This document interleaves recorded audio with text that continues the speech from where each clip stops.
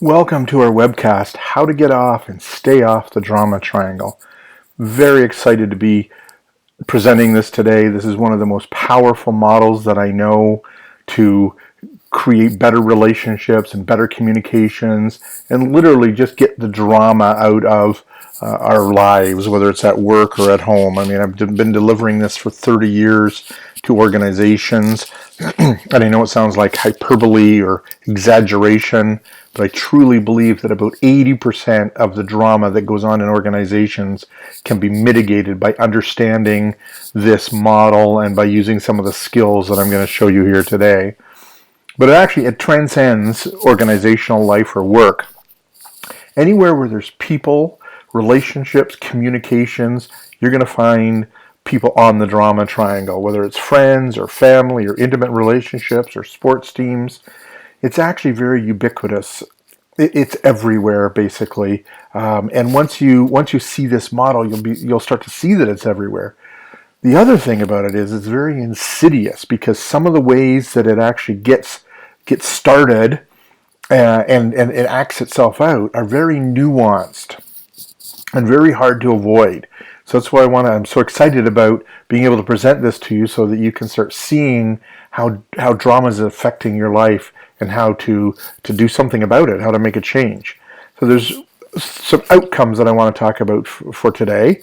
And the first one is we want to understand the source of the drama. So we'll describe the drama triangle so you can see where the drama comes from. The next one is we're going to recognize invitations. And what I mean by that is that when drama happens, it happens when one person invites another person into the drama. And you'll see how that unfolds, and you'll be able to see what invitations look like, and you'll be able to see how to decline them, and you'll be able to see them not only when people are inviting you, but when people are inviting other people. The drama triangle, after a period of time, once you get comfortable with it, can be a little bit of a spectator sport. You can actually be watching it unfold. And if you watch any kind of sitcoms or drama on TV, you'll see that absolutely every one of them is based completely on the drama triangle, that it's just playing out the drama triangle there right in front of you on TV. It's actually a great way to learn about the drama triangle, is just to watch TV. And then the last one that we're going to talk about today are some strategies and some skills to be able to get off the triangle or to decline those invitations. So that's where we're going with this. One of the first things I want to talk about before we get to the actual drama triangle is talk about what we can actually change, what we can have impact on. And let's start talking about people, because the drama triangle is about relationships and communications. And one of the things that we do as human beings is we think about and spend a lot of energy about if only other people would change, if only they would change, if only they would do something different. And we spend a lot of time and energy there thinking about other people. So if there's two people here, and let's say I'm the person on the left, the male image there, it's kind of a rhetorical question, but of those two people, which can I change? Which do I have control over? And the answer is only me. And I ask you again, kind of rhetorically, have you ever been in a relationship with another person, not necessarily intimate, but any kind of work relationship or whatever, friends, and they've tried to change you? And then I, say, how did that go? And on the other side, have you ever tried to change another person, another adult, and how did that go? And the answer is probably didn't go very well.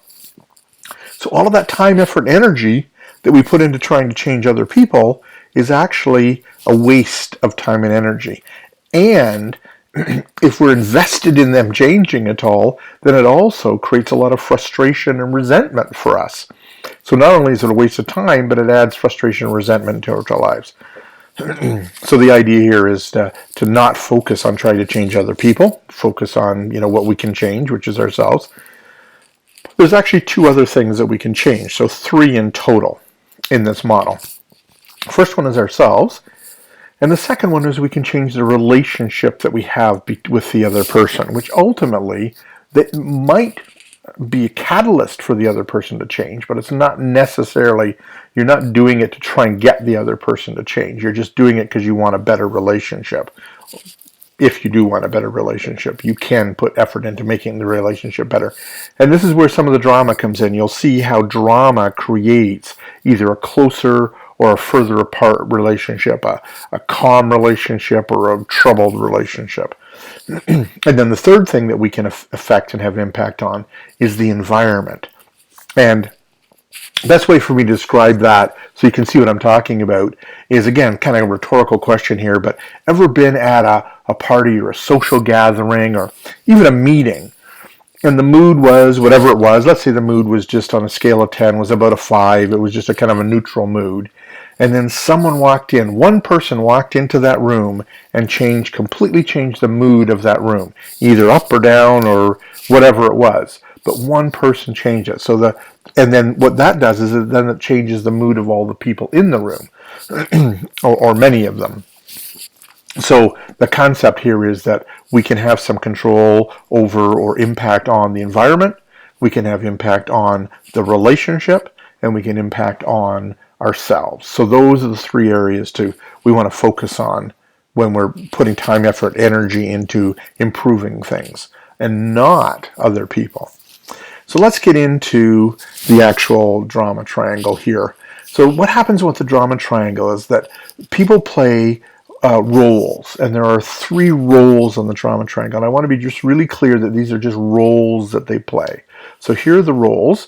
First one is the role of a victim, and I'll get into some description about these. The next one is the role of the persecutor, and then the role of the rescuer. And I want to, again, really emphasize that these are roles that people play. They're not those things. It's inaccurate to say that somebody is a victim when we're talking about the drama triangle. What we're actually saying is they're playing the role of the victim. And then what happens is, with these 3 roles, what ultimately happens, and I'll give you a couple of examples of this in a moment, is we end up playing, if we get on the triangle, we end up playing all 3 roles almost simultaneously. And this is where it's very insidious, because we don't even recognize it as happening. We get in there, we start playing those roles, and we don't even recognize we're doing it. So let me give you an example about that. I have 2 sons. They're now 24 and 23 years old. They're only about 16 months apart. But when they were younger, they used to get into scuffles every once in a while. Particularly, the younger one was a little bit of an imp, and he pushed the older one's buttons all the time. And the older one's emotions were close to the surface, and so he reacted to that. And that was a little bit of a dynamic that went on pretty regularly. And because the older one's a little bit bigger, a little stronger, better motor skills, etc., when some of these things would, escalate to a certain point, the older one would grab the younger one and have him down on the floor and, beating on him or, tussling him or whatever he was doing. So in that scenario, the older one is playing the role of the persecutor, and the younger one is playing the role of the victim. And so Dad comes in, and what role does Dad want to play? Well, he wants to play the role of the rescuer. So I'm going to come in, and I'm going to grab the older one who's on top, and I'm going to pull him off. Here's the challenge, is that as soon as I do that, and it seems like the natural thing to do, and it seems like the right thing to do, but in the moment that I do that, I actually become the persecutor, and the older one becomes the victim. And then the younger one, he's going to jump in and be the rescuer. And he's going to say, Dad, we were just having fun. And notice in the moment that he does that, he actually becomes the persecutor, and I become the victim. How did that happen? I came in, I was just trying to help, which put me in the rescuer role. And then within a split seconds, I was the persecutor and the victim. And you can see how that just goes around and around and around this triangle. Once we get on it, we just keep playing all of those different roles in succession or almost simultaneously. And nothing gets solved because we're playing those roles and playing off against each other. I'll give you another example, a business example. Let's say that Sally was in her boss's office, and John was giving her some feedback on her performance, and some of it was positive and some of it was constructive and so on. And and it had an impact emotionally on Sally. And it turns out that Sally had lunch planned with Teresa right after this meeting, and so she went to the company cafeteria with Teresa, and so Sally and Teresa's are in there, and Sally's talking about, oh, and he said this to me, and he said that to me, and she was really playing the role of the victim and saying how badly she felt about it. And now Teresa has a couple of options, but can you see that, as I said, this is just an invitation. So Sally is actually inviting Teresa to come onto the triangle with her. And Sally actually doesn't care which one of the roles that Teresa plays, because Sally's goal right now is to create drama. And part of the reason for that we do that is, drama is familiar to us. We've grown up with it. It's been around us all over the place. We have a little bit of a drama hook or an addiction to drama. It feels good. It's exciting. It gets adrenaline going. So we go around inviting people to get out of the triangle with us. And as I say, it doesn't actually matter to Sally which one of the roles Teresa plays. And here what the options could look like. So Teresa could say, well, yeah, Sally, really, I've noticed that you really don't do a good job of X, Y, and Z. Exactly what John told you. I mean, I can see that. And in that case, Teresa's playing the role of the persecutor. And again, it doesn't actually matter to Sally, because now when Teresa persecutes herself, when Teresa persecutes Sally, Sally can defend herself. And what she's actually doing is just creating more drama. Then as she defends herself, then Teresa has to prove her point to be right, and she persecutes again. And then Sally defends, and victim becomes the victim, and on and on and on. And then they're on the triangle. They're not getting anything solved, but they're enjoying it because it's so familiar and adrenaline producing and triggers the pleasure centers in her brain and so on.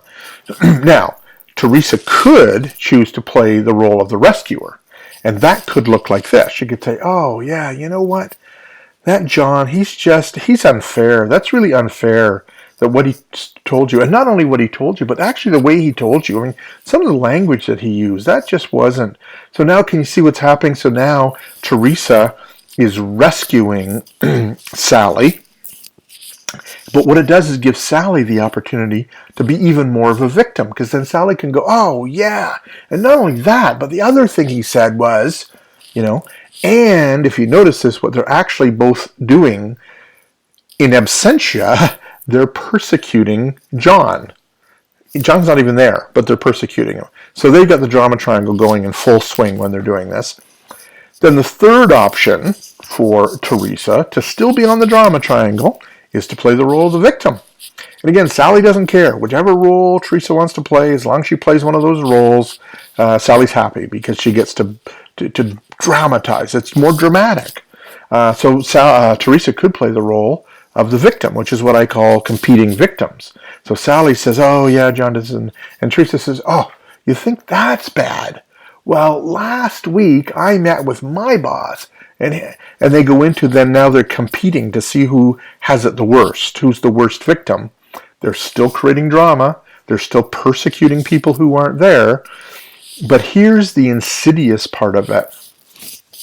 Now, Sally and Teresa, after they've finished their lunch and have really talked this through for half an hour and gone on and on and on and been on the triangle, and it's all exciting, and they've got adrenaline, they're kind of all pumped up. And Teresa goes back to her department, a completely different department than Sally works in. And she goes back there and tells some of her cubicle mates and says, oh, you know what I just heard at lunch from Sally about John over in accounting? And now we've taken the drama from accounting, and now it's over into human resources where Teresa works. So you can see how insidious that is. And in organizational life and in family lives, it is like metastasizes throughout whatever that system or family system or an organization or whatever it is. And you can see why I say it's ubiquitous. It's everywhere. So what I'm going to ask you to start thinking about as we're talking more about this is one or two relationships that you have, maybe one, in a workplace environment, and then maybe another one in a your personal environment, whether it's family or romantic situation, and just start thinking about what roles that you play, how you get invited onto the triangle, whether you get on the triangle in those roles or not. And so with all of this, there's one thing we're going to talk about more detail about how people invite other people on. But one of the things that I just want to really emphasize that's really very obvious is, in order to stay off the triangle, one of the things that you can do is just eliminate the gossip from your world. Gossip is a huge contributor to the triangle. It's not the only way we get on there. However, if you see gossip, the triangle is in operation somewhere. So just be aware of that, and be aware of yourself gossiping, other people gossiping. See that as an invitation. So here are the invitations. So that's what the drama triangle looks like. Now let's get into what the invitations look like. And each of those three roles have slightly different ways that they invite people on. And the goal of this part of this webinar is for you to be able to see and recognize when invitations are happening, whether you're making them or other people are making them. They are the very first step to people being on the triangle. If we can recognize invitations, then we can learn to decline them. And that's going to come in the third part of this webcast, how to decline them. So here's what the invitations look like, or at least some of them. These are the classic things that these different roles tend to use.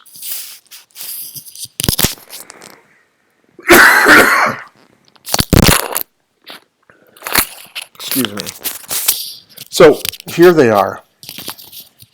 And I call this playing below the line. Whenever we're using these invitations, we're playing below the line. And this will come clear when I get to the end and talk about what playing above the line looks like. So this is the line, we're playing below the line, and these are the invitations that victims use. These are the classic ones. First one is labeling. They blame other people for things that happened. For any time they're not getting the results that they want, they're going to blame other people, or they're going to justify. And justify and lay blame are very close cousins. The way that I see them different is laying blame is blaming a person. Justifying is blaming something inanimate, the system, my computer, the traffic, any of those kinds of things. Usually the organization or management. Those are kind of justifications. Another one is denial. Denial is sometimes a little bit harder to see, but basically denial often comes in the form of denying that they actually wanted. So they set a goal, or they said they wanted something, and then they didn't get it, and they went, "Oh no, you know what? Really, I didn't want it that much." When in fact they know and other people know that they did, and so by denying it, they're actually portraying themselves as a victim. And then the last one is quit. And quit is a very interesting one. It's actually on a spectrum. Some people just outright quit, and that's a completely quit. And then if that's a 10 out of a 10, I just quit. And then there's also the people that are 7s and 8s and 5s and 2s on the quit. And I use the example again at, if anybody's working in an organization, you will have people in that organization who have quit. They still show up every day. They still collect a paycheck. They just forgot to tell HR that they had quit. And then another example is intimate relationships. Committed intimate relationships. There are some people that are in there completely, fully engaged in it. And then there's other people who are still in the relationship, but they've quit at some level. And whenever people quit when in the relationships or at work, they're actually, again, portraying themselves to the world as a victim. And when we portray ourselves to the world as a victim, we're inviting other people to come on the triangle with us so that we can enact some drama. Again, just a role that we play. We can play all three roles different times.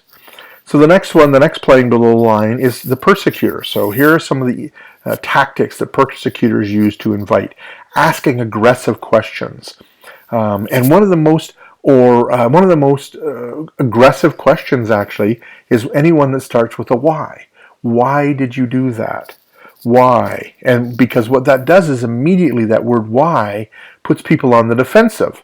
And if we go back to the victim one, the defensive one is that we want to justify or defend ourselves.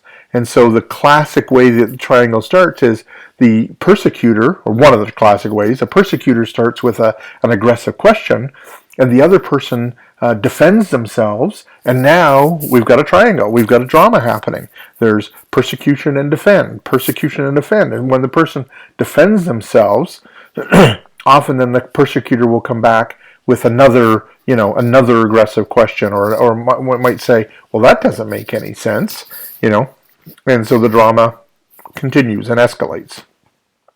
The next one is attacks, and attacks without questions.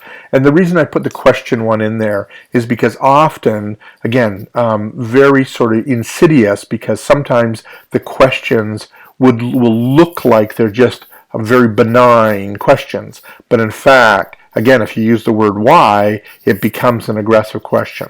So sometimes persecutors will try and hide their invitation in a question. And sometimes it's just really blatant. It's a blatant attack, on another person. And that's just that's a classic move by a persecutor.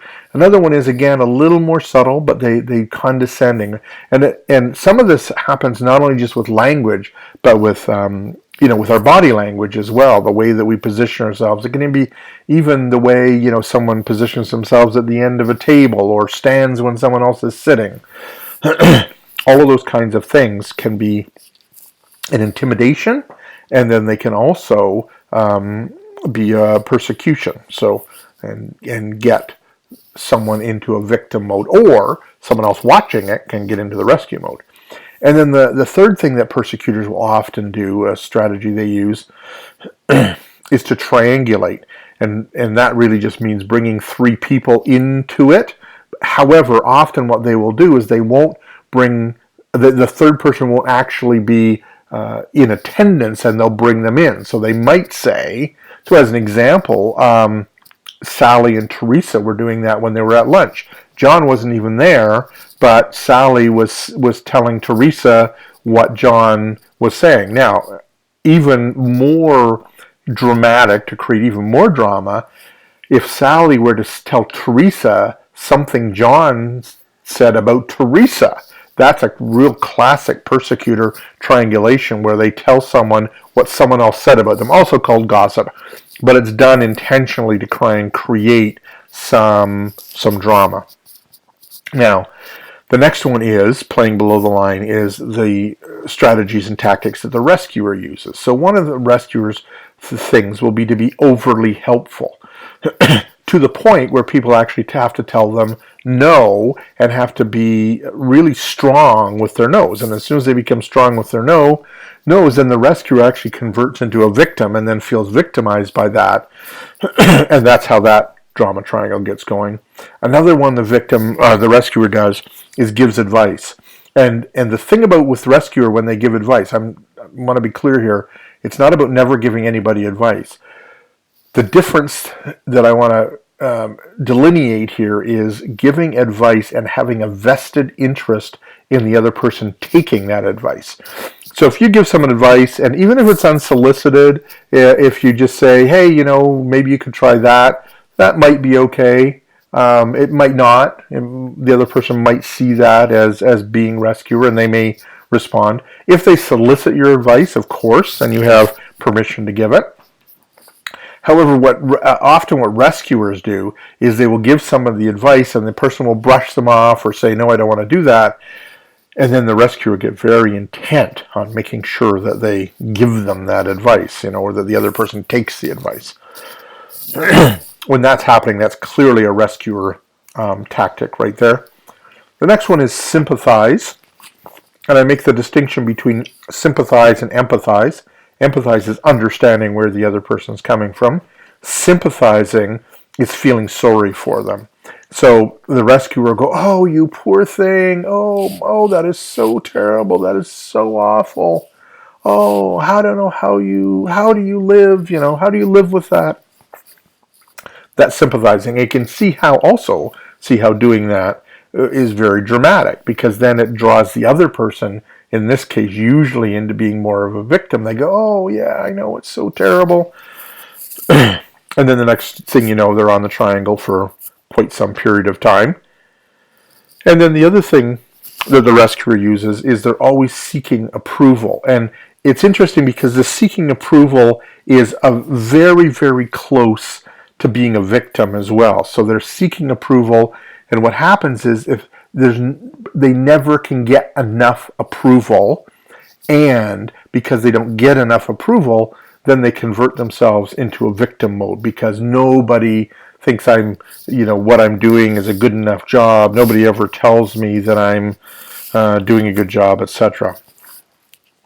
So those are the tactics that people are using. And so just begin to recognize, if I can talk about building this skill, and recognizing it definitely is a skill. And as I said, just actually watching TV and having these in front of you and watching in dramatic programs, particularly like serial programs, they use the same tools over and over and over again to create the drama.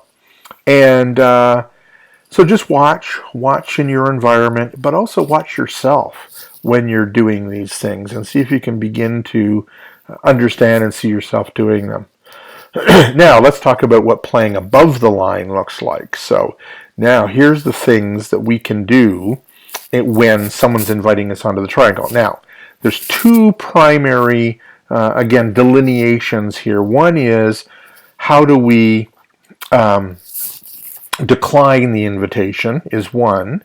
And then if we get on the triangle, which actually in the beginning you're more likely to get on the triangle and recognize you're on the triangle and then need to find a way off. So those are the two. One is in declining the invitation. The other one is recognizing when you're on the triangle, needing to get off. And the other thing that I would say, using these tools that I'm about to show you and strategies, is it all depends on what your intention for the relationship is. If it's a very transactional relationship, like, so maybe you're in a a retail situation and the clerk in the store invites you onto the triangle with some either aggressive or victim, persecutorial or victim move, then you can use some of these tools that you wouldn't use in a relationship that is really relational, that you want to build. So I'll talk about that with these tools as we go through these. So the first one is, and this is when you're on the triangle and you want to get off, get solution focused. If you think about the women, Teresa and Sally, who are talking about John, what's the solution? So if someone were to just step into that scenario and go, oh, okay, so what's the solution to this? In fact, there may not be a solution. They may just need to vent. And that can be okay, too, to just vent. The problem is when you just vent on and on and on and on and draw other people into your venting.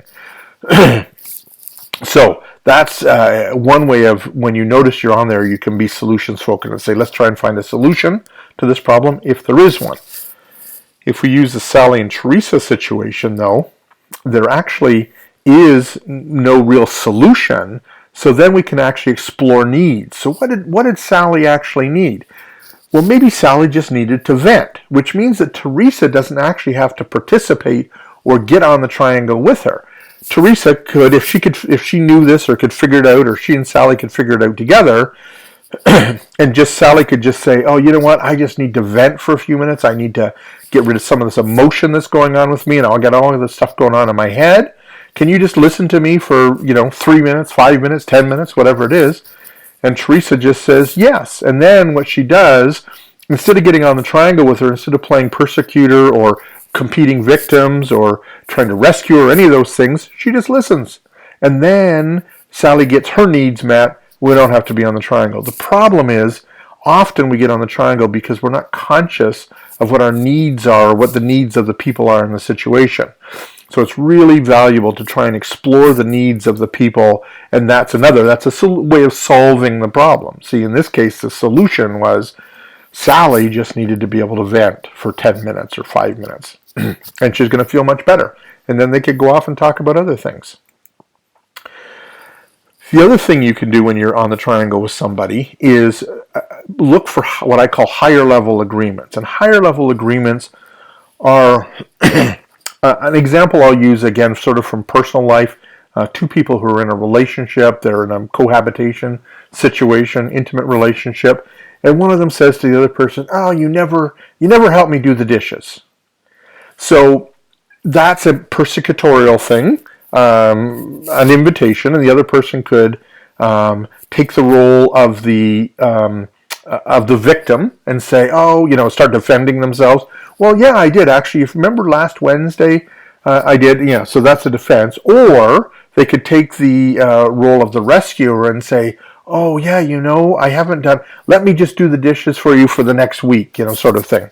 But that doesn't actually. Firstly, it doesn't explore the need, and it doesn't actually speak to them creating an agreement because I think the actual need there probably is something about a more equitable sharing of the household tasks and duties. So if they could start talking about that more equitable sharing, then they're going to have a better, more productive conversation than if they're just at the level of who's going to do the dishes tonight.